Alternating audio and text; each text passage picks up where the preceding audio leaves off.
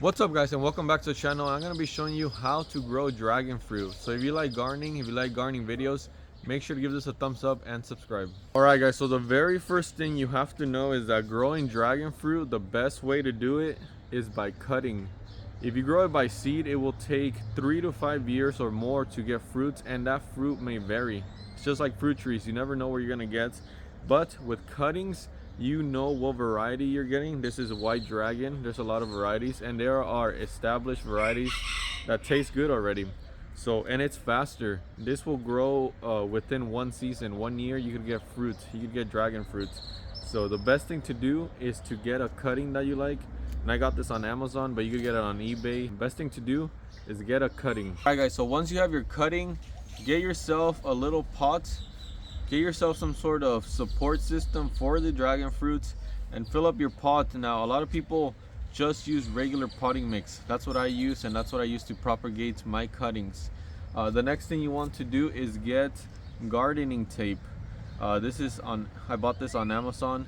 And the thing is, you want to tie this to the dragon fruits, and it needs to be stretchy because you don't want to choke the dragon fruit as it's growing. So get yourself some tape. And this is just a regular yellow bag potting mix, like the one I have back here. So let's get to it. Okay guys, so one thing I would recommend is to label your dragon fruit, what variety it is. And this is just with Sharpie. Now it's not gonna damage it. And you want to make sure that this is fully calloused.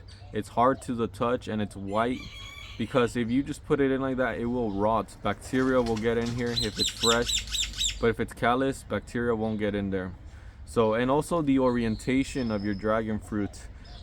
These ridges, they usually point up, and that's the way you want to plant it. These ridges pointing up, and sometimes they label them like this, ground, but make sure the orientation is correct, or else your dragon fruit's not gonna grow.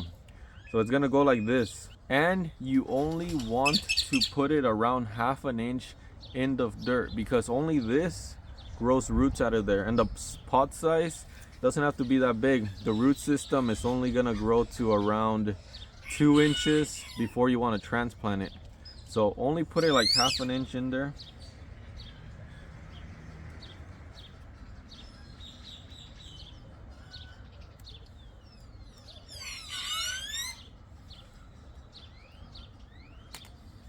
Okay, since you're only putting it 1/2 inch, it's gonna need support.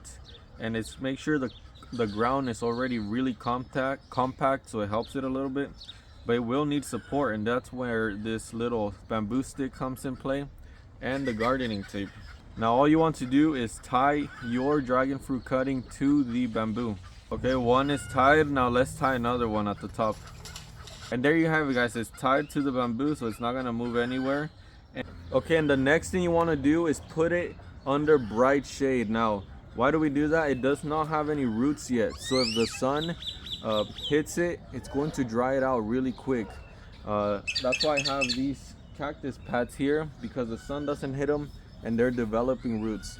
Once the roots form, they're able to withstand the sun because they could absorb water through the soil. So put it in really bright shade and do not water it.